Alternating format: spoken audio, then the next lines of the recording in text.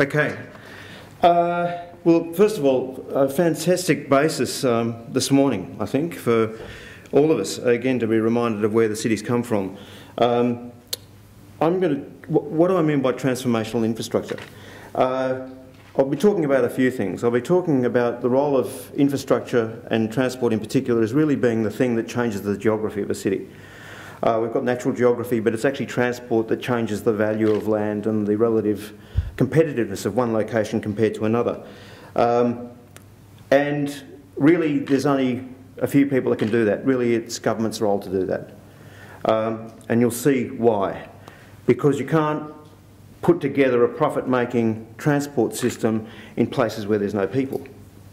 I think that's pretty self-evident. So transformational infrastructure is infrastructure that I think we've lost track of, just how important it is. And also, without being critical of some of the earlier positions we've heard this morning, I think it's fair to say that in a couple of presentations we've had an emphasis on building on the strengths that we already have in the city, which of course at first glance appears very reasonable. But in reinforcing those existing patterns, we are also reinforcing the patterns which we have already identified as being undesirable. So transformation is about changing that. And so that's what I'd like to talk about. Shaping the city, why and how? Why? Well, here's some nice simple numbers here. 25% of the Australian economy is in this, pretty much in that white area you see there. 8%, not of the 25%, but 8% of the Australian economy is in the city of Sydney itself, 26 square kilometres. And when I say building on strengths, you heard earlier this morning, well, those people in the east of Sydney, they're so productive, aren't they? I mean, there's 13% of the population in Sydney, and they produce 25% of the, not the global, but 25% of the metropolitan economy. And just think about what a lot of those people do. They charge money and a percentage for shifting money from this person to that person, and every time it goes backwards and forwards, that's why they're so productive. Because, sorry, but that's it. And so we get a very, very distorted view of actually what's happening where and what we want and what we don't want where. So that's why. Because we can recognise these patterns as actually being desirable in some ways, we're doing pretty well, but undesirable for a lot of people, and we're talking about the West. Another mapping, this time from the City Futures, who regularly put out some fantastic analyses on the back of each census. And this is from an earlier one, 2006, so it's not the most recent. But what you see here is not simply a static map, which you have on the left, but a map of change and trend on the right. In other words, this is showing things getting worse, not better. This is trend on the right. So it's not just a snapshot, it's actually projecting into a tougher future, actually. Now, this is also the geomorphology of Sydney. We've got ridge roads, we've got the looping bays on the shales to the south. We've got a railway system which we haven't really improved on much since 1855. I was heard from Bob. It's always great to hear you, Bob, winding it back. So the problem with this radial system is that it's congested, and actually there's no way you can build your way out of that. If we try and improve the capacity of this system, it's a never-ending task. And what am I talking about? I'm talking about this. You see, the more you invest in roads, we know this stuff. You know, it's not just in Sydney, it's around the world. If you increase capacity, guess what? The capacity gets filled up very, very quickly. In other words, it doesn't matter how much money the Commonwealth Government's going to throw at these roads, you will not change this fundamental problem, which is the radial structure of the city. And that's a 200 million year old problem, let's remember. This is the underlying geomorphology of our sandstone that's actually created this problem and the exquisite harbour that we still concentrate around. The cost, and then we can get into some economics, $5.5 billion because it costs $11 per hour, which is the way the economists sort of price our stuff. 5.4 billion per year, which is actually 50% of the other things we heard this morning about social costs. You add that on, we're talking about $11 billion negative impact on the Sydney economy. So here's the city of Sydney. This is the 2005 version. What was the big concept? What's the big problem? More jobs going out to the people, more people getting access to the jobs. It's pretty simple. There's a whole lot of good orange stuff happening over in the east and not much happening in the west. I'm going to plead guilty here. What did we do? In the 2005 strategy, we drew this very captivating diagram and said everyone should be able to live within half an hour's travel distance of where they're going to work. And therefore we get these sub-regions, and we've got the regional cities of Penrith and Liverpool and Parramatta and so forth.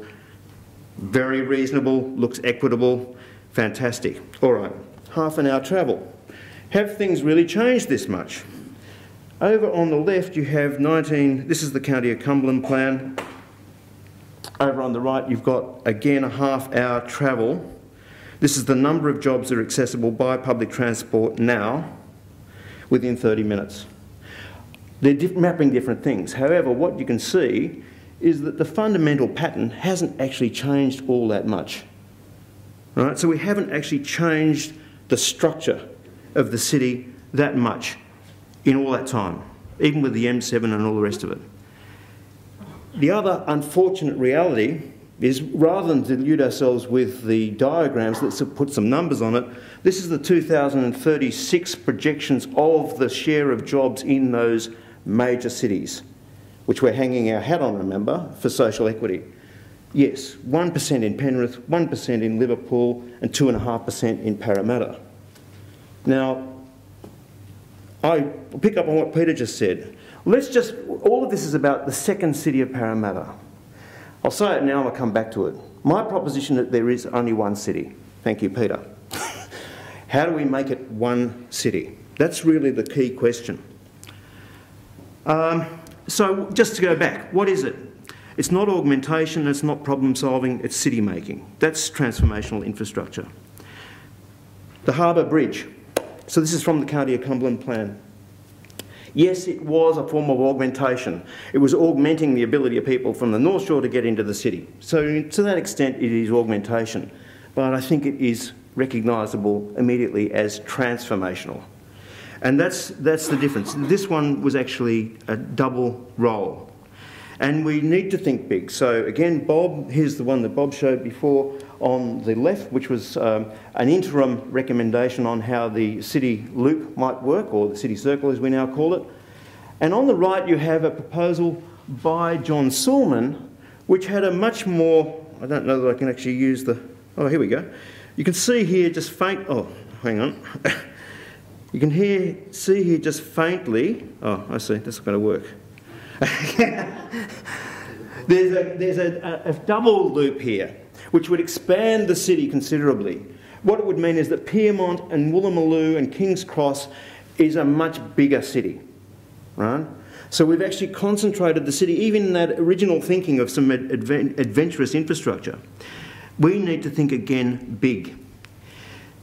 Here's an example of thinking big. This is the reformulation of the geography of Paris.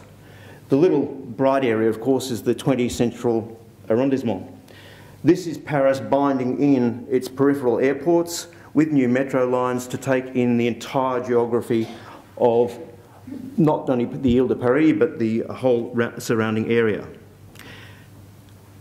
My proposition is this, that the city centre needs to be expanded. In fact, it needs to be expanded to Parramatta. In other words, Parramatta is the city centre. In so doing, we need to think about what urbanity is about and how we make our city more urbane.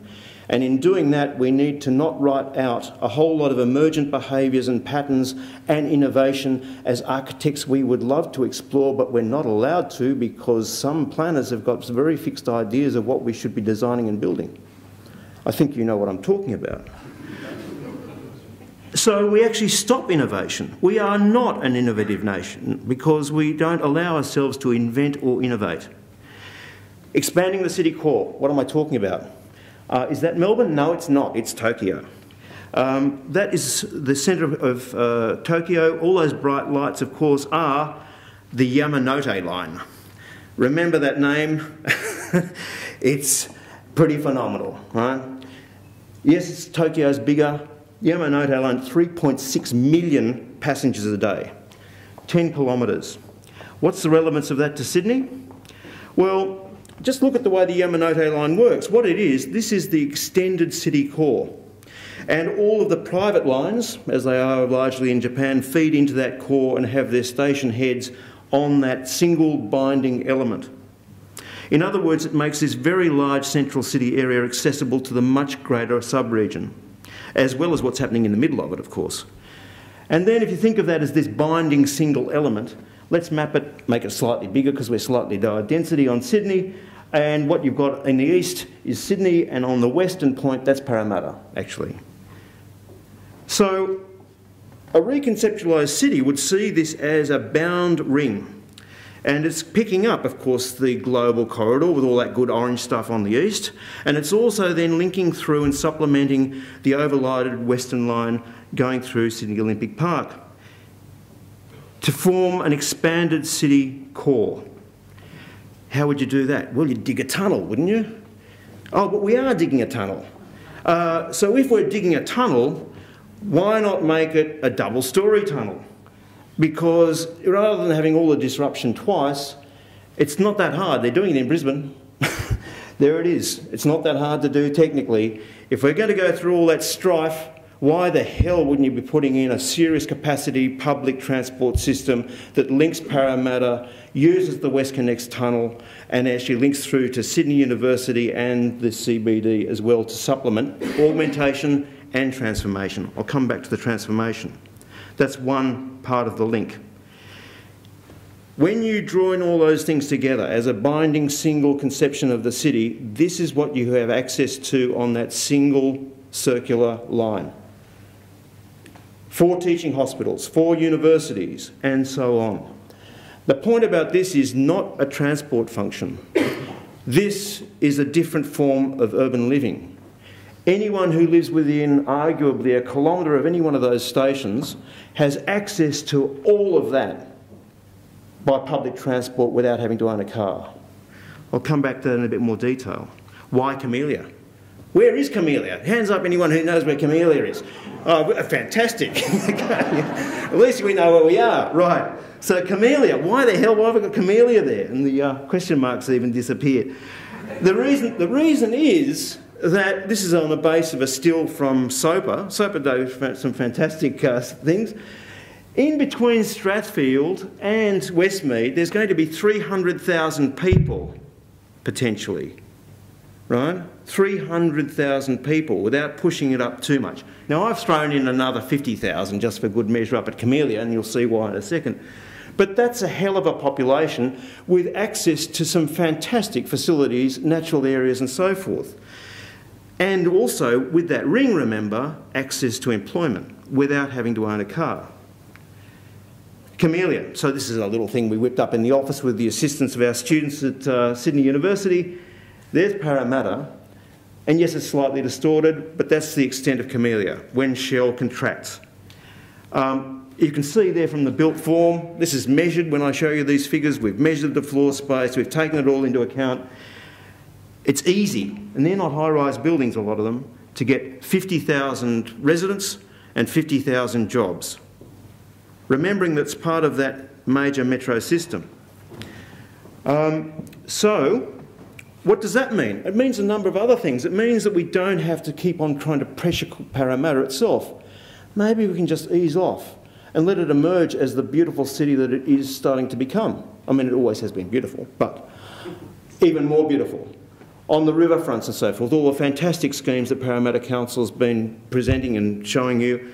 And Camellia is actually the thing that can accommodate all the forms of business that actually business wants to develop, in the forms of lower-rise business parks and so forth, but still with the ability to intensify over time.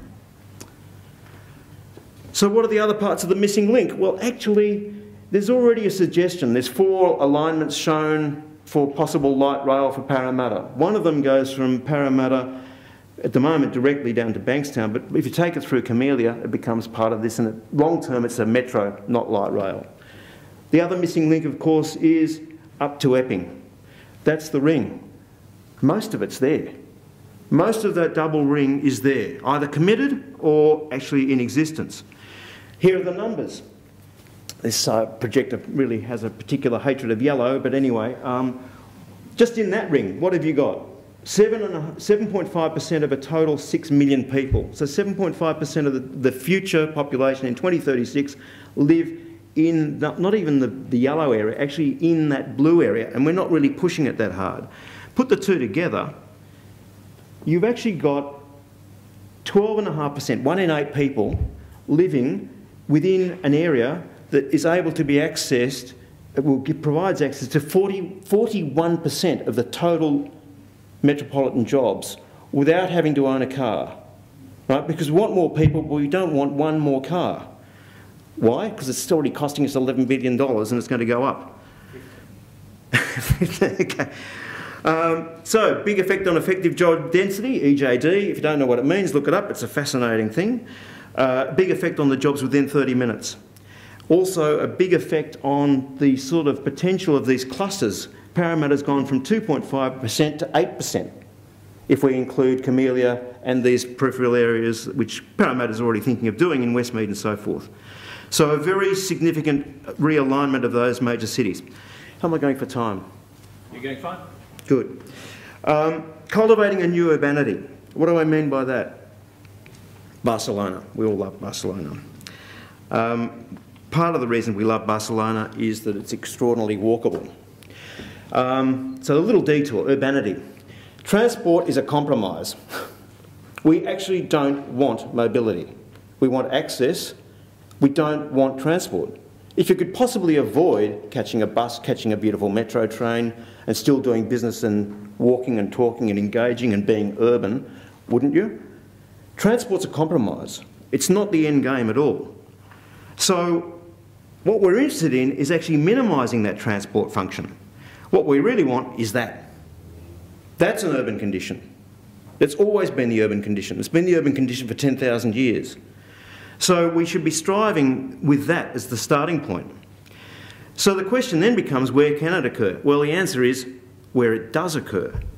Understanding the conditions, for example, reduced car parking. What the hell am I talking about? What I'm talking about is, we've measured about 12 centres and so forth, but I'll just show you these to give you an indication of the extent of what I'm talking about. Blacktown, Parramatta, Liverpool, Waverley, Bondi Junction. In those areas, what this shows is, first of all, car ownership.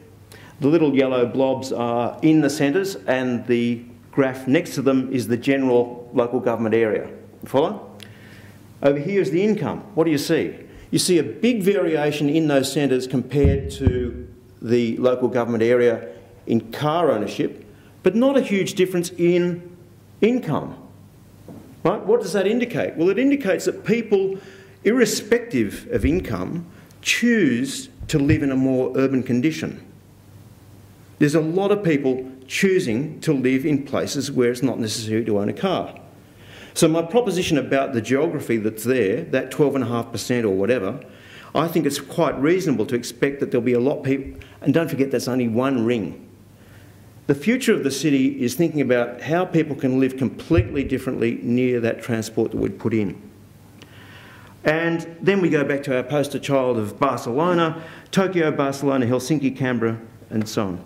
This is the mix of journey to work, public transport to work in the blue and so forth, and you can see poor old Sydney there languishing down at around about 28% or something in terms of non-car travel. But that's the average for the whole metropolitan area, right? Canberra, forget Canberra. Look, I mean, it's a basket case. Look, Tokyo, of course, we've got a lot more public transport, not much in the way of, there's a bit of cycling you can see there. Not much, look at Barcelona. Maybe it's a bit dangerous to cycle in Barcelona or something. I don't know what's going on there, but I think we have some guests here from Barcelona. But this actually hides something. You see, what it hides is that all of Sydney's like that. That's the average. When you look back to those city centres that I was talking about previously, it's actually looking pretty good. We're starting to look a bit like the poster children of Helsinki and Barcelona. In other words, to think of the city in terms of averages without considering the mosaic of opportunity and patterns of living that make up the city is to really oversimplify it. And our challenge is to actually restructure parts of the city that allow entirely different patterns of living which are evident. They already exist. This is not utopia. It's simply recognising what already exists. And to give the planning minister her due, the fact that she's talked about reducing car parking rates in accessible locations, it's only taken 20 years to convince them, you know, but it's there, it's on the table, which is fantastic. So that urbanity exists. Emergence. When we draw these white blobs, the immediate assumption is it's going to go off to one of the big four developers, right? Because we package it up and then we flog it off. That's not good enough. To be inventive, to be innovative, for that to become the new normal, if you like, which is what innovation is. Innovation is actually taking things into the market. We might look to other places, learning from Buenos Aires. I'm not suggesting that. I'll actually go a little bit further south to La Plata, which is a small town. It's the administrative capital of the Buenos Aires province.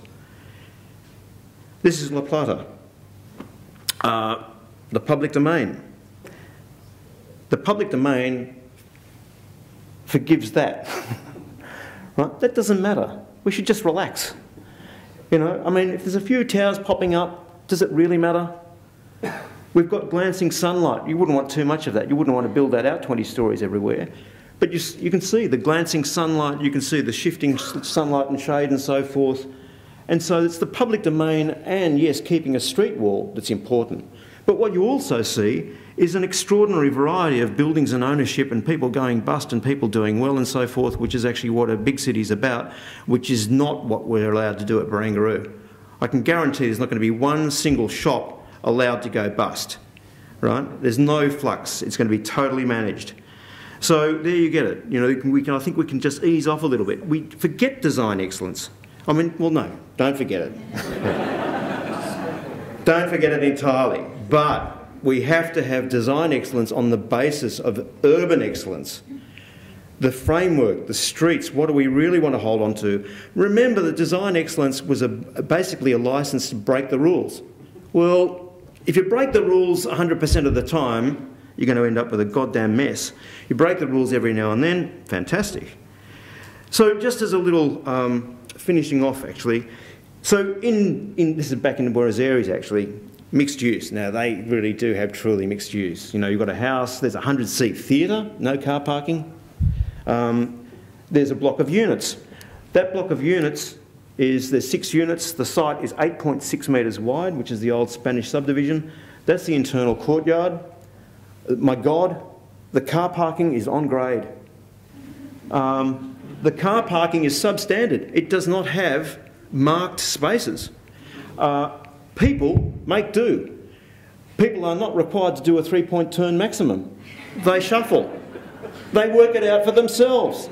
If you park me in again, mate, right? So, you know, so suddenly we've achieved 90-degree parking on an 8.6 metre wide site. Unbelievable. It doesn't have perfect solar access. I mean, so what it does, it's got external circulation, it's got a little courtyard at the back. It's hopeless. Let's go back to that one. But what I'm saying here is that we have to sort of ease up in some of these places. I'd use this as an example of the sort of development that could run all the way through from Parramatta to Bankstown. No problem. You get 2 of these on every single 15-metre wide site, which is the standard subdivision pattern that runs through most of Maryland's and so forth. 15 metres by 45 metres, you're basically getting 12 units on every single house site. And anyone who's a developer in the room will know the general rule of thumb is about 3-4 times the density to make it stack up. This stacks up. And it's lots of little developers who build a lot more cheaply. It's not the big 4, right? That is urban transformation that would just go like Billy-O if you put in a metro line, or for that matter, is an interim measure, a light rail. So, in conclusion, this projector is really something else.